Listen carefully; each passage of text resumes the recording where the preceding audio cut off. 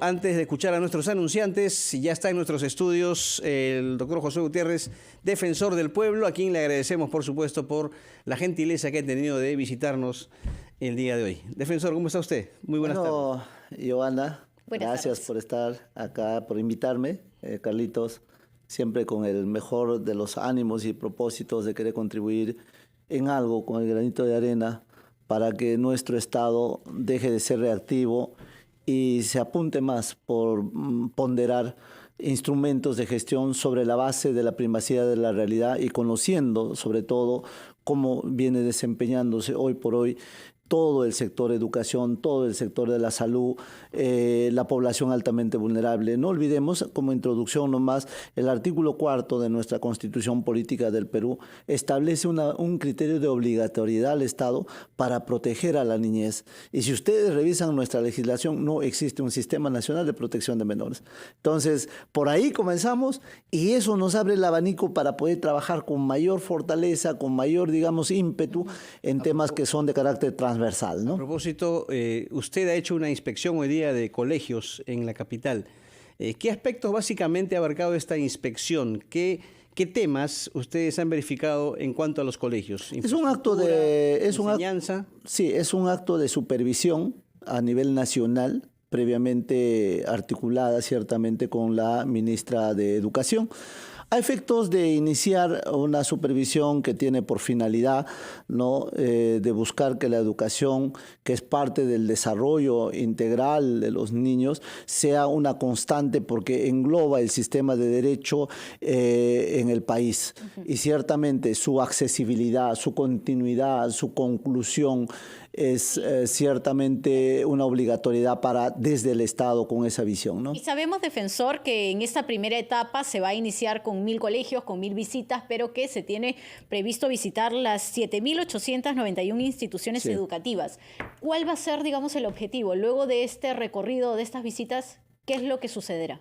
Bueno, vamos a entregar, como es el nuevo sistema de trabajo que estamos empleando en la Defensoría, un informe muy grande donde hay varias respuestas que se van a dar respecto a la conducción en el manejo gerencial que tienen los directores respecto a sus instituciones.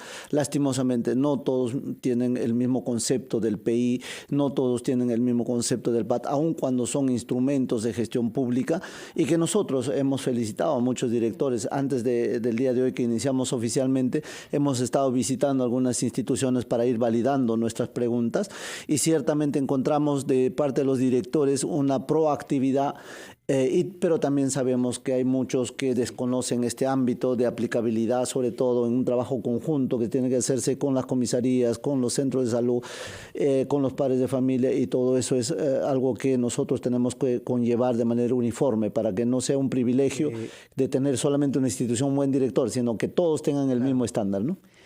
Doctor Gutiérrez, aprovecho la oportunidad para preguntarle, ¿usted está de acuerdo con que se haya establecido el estado de emergencia en 3 distritos, 2 de la capital y 1 de Piura, como forma de reducir la delincuencia, la criminalidad? ¿Cree usted que va a dar resultados positivos o cree que es una medida improvisada? A priori le diría que no tiene mayor rigor técnico, científico. Pero naturalmente siempre nos alegra cuando se quiere hacer algo en búsqueda de combatir, digamos, integralmente la criminalidad en nuestro país. ¿Por qué dice que no tiene rigor científico? Porque está seccionado en un ámbito, usted comprenderá.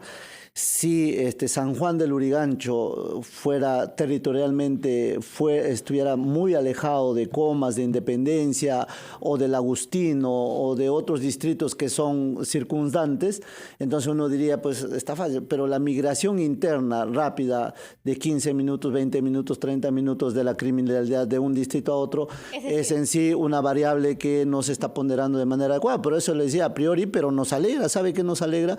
Que se empiece a trabajar trabajar y ciertamente es mejor que te critiquen por hacer que por no hacer. Entonces, en esa línea nosotros como Defensoría, como Defensoría, lo que estamos poniendo nuestros comisionados al servicio en las zonas donde están las emergencias, al servicio para que se cautele, se tutele el real ejercicio sin mayores excesos de parte de la Policía Nacional, pero ciertamente alentando que ellos como oficiales del orden constitucionalmente dispuestos a buscar la paz social, deben tener el respaldo y la colaboración de todas las entidades. De nuestra parte, todo el respaldo al comando policial. Y en base a lo que dice, deberíamos entender en todo caso que desde su punto de vista debió darse quizá un estado de emergencia a todo Lima metropolitana. Considero los 30 primeros días nos van a llevar a hacer determinaciones mucho más concluyentes, pero a resultas de hoy yo le podría decir, yo considero que todo Lima metropolitana debió haber sido declarado en emergencia, pero ponderando por sobre todo la labor de inteligencia. Necesitamos mejorar las labores preventivas de la Policía Nacional y los equipos de especialidad que tiene la Policía Nacional de Perú tienen que estar, digamos, dedicadas 100% y a exclusividad en todo este trabajo preventivo para poder identificar a tantas organizaciones criminales nacionales, o sea, que venían ya operando en el Perú, y a otras que se han trasladado desde otros países. Y ciertamente ahí nuestra preocupación es mucho mayor porque la incidencia de mayor agresividad, el impacto, digamos, en las muertes y en los heridos de nuestros connacionales demanda mayor esfuerzo. Naturalmente, repito, cualquier acción que sea concurrente a buscar la tranquilidad y la paz social siempre será bienvenido, y por eso que hay veces entregamos el beneficio de la duda y ojalá que los 30 días el balance sea positivo. Para eso estamos trabajando y para eso tenemos que fortalecer a nuestra policía y darles el respaldo que corresponde para que cumplan su labor tal cual dice la Constitución y su ley orgánica. Muy bien. Otro tema importante actualmente, defensor, es la investigación a la Junta Nacional de Justicia en el Congreso de la República. Usted como abogado, le pregunto, ¿está de acuerdo con esta investigación? ¿Cree usted que se justifica o es un intento de interferir o de violar la autonomía de la Junta? Hay varias aristas que hay que analizar. Primero, hay que ser, en mi condición de institución que tiene que mantenerse neutra en la posición, no puede hacer sino remitirse a los hechos tal cual están ocurriendo. Cuando uno habla del debido proceso, lo primero que dice es, no puede haber pues en una misma instancia dos procesos en curso. Por un lado una investigación en la comisión ordinaria y por otro lado en la subcomisión de acusaciones constitucionales. Entonces hay algo por ahí que tiene que mejorar. O sea, ¿el Congreso no está siguiendo el debido proceso? No, usted? Hay algo que, yo creo que a resultas de una moción que pide una investigación, esto no está fuera del marco normativo constitucional. ¿Ya? Sí, o sea, el Congreso, su razón de ser es justamente asumir el control político y asumir su condición de investigación de todos los asuntos de interés público. Pero hay causa grave para... Siempre lo ha hecho, lo hará y lo seguirá haciendo. O sea, ahí la atribución constitucional es clara y hay que defender ese fuero. Para eso está, es como decirle a un juez, no sentencies, no se puede decir pues eso. Ahora, que le digas al juez que sentencie está bien, pero tienes que decir, oiga, tú tienes estándares mínimos, hay un código procesal que tienes que cumplir, hay una ley, hay un código sustantivo que te refleja si la conducta es lícita o es ilícita, hay una tipicidad que calificar y por lo tanto eso es el camino que tiene que seguir el juez para hacer. Igual un parlamentario, igual cualquier sede de carácter administrativa. Pero se está, desde su punto de vista, ¿se está siguiendo el camino políticamente correcto y constitucionalmente correcto? Lo político no me quisiera pronunciar, pero es prerrogativa y facultad del Congreso de la República investigar a cualquier funcionario dentro de sus acciones.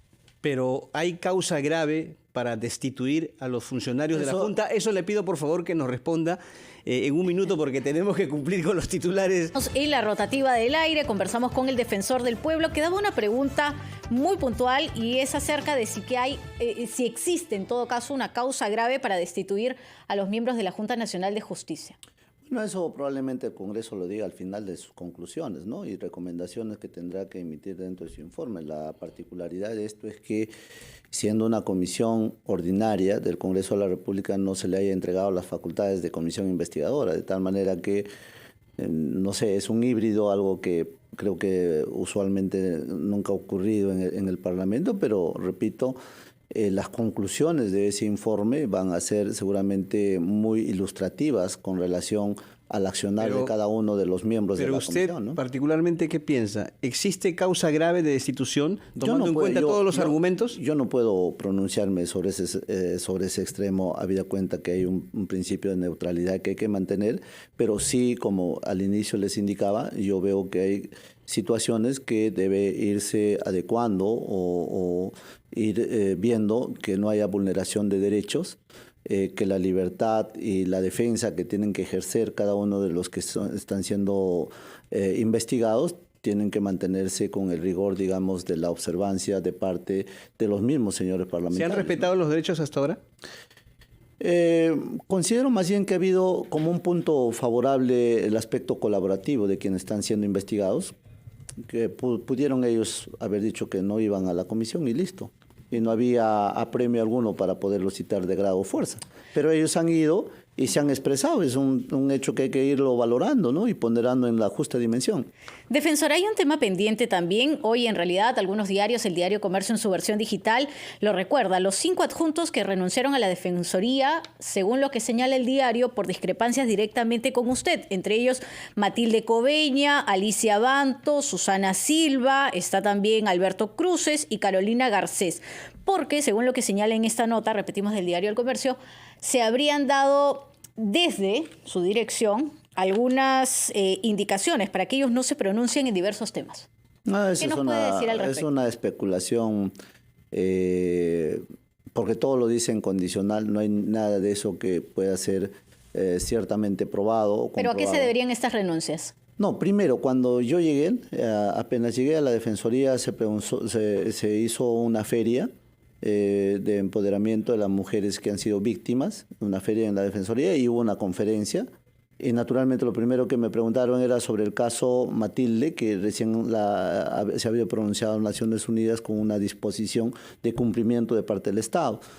Y entonces yo comencé diciendo lo que hoy día voy a hacer y me reafirmo que a veces para el Estado le es fácil asumir una conducta de cumplimiento respecto a su falta de responsabilidad, y lo que decía al inicio de esta entrevista, el Estado no debe estar feliz diciendo que frente a un embarazo tiene que haber un aborto, como si fuera una solución fácil y simple, sino que el Estado debe esforzarse por cuidar de los niños, de los adolescentes, y con mayor énfasis creo que en poblaciones altamente vulnerables. Entonces, eso es lo que yo he sostenido ese día y parece que no le Pero no hubo cayó... una prohibición. No. Porque, a ver, se lo leo y me permites, Carlos, de manera textual. Dice, pero es una especulación, ¿ah? Fuentes cercanas a la institución, refiriéndose al diario, ¿no? Sí. Indicaron que ella, en referencia a la persona que se encarga de ver la niñez y adolescencia, Matilde Cobeña, tuvo diferencias con Gutiérrez, luego de que éste no tuviera una postura firme sobre el caso.